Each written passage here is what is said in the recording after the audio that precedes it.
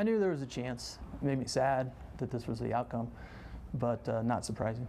When students come back to the halls of McAuliffe next month, the only principal the middle school has ever known will not be there to welcome them. Mad, sad, frustrated. Kurt Dennis. A lot of things.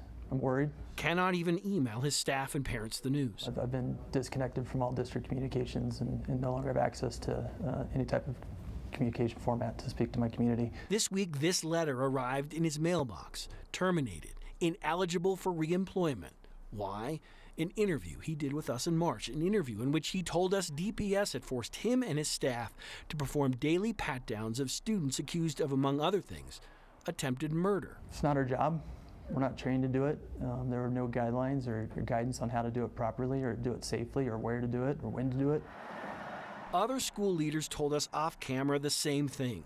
They were terrified of having to perform daily pat-downs of potentially dangerous students like the one who shot 2 deans at East High earlier this year. And any government employee who's coming forward raising an issue of serious public concern, which is exactly what Kurt did, has complete 100% First Amendment protection. Denver attorney David Lane warned DPS months ago if it moved against Dennis for talking to 9 News, he would move against the district.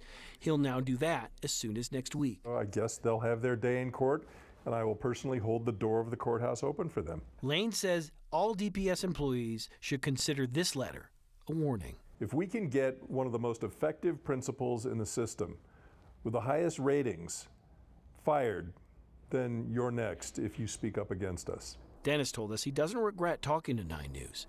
He says recently a parent told him a story that made him feel okay with his decision. And he said, you know, my kid was at your school for 3 years, and what you taught her by speaking out is more important than anything she's learned in any of your classrooms. And that meant a lot to me.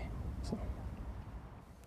Within the last hour, we received a statement from DPS. It's a bit lengthy, and we'll have the entire statement online. It does say the firing had little to do with the interview we did with him, but rather the sharing of what it calls confidential information. It's important to note that the information we broadcast was redacted, and personal information was never shared.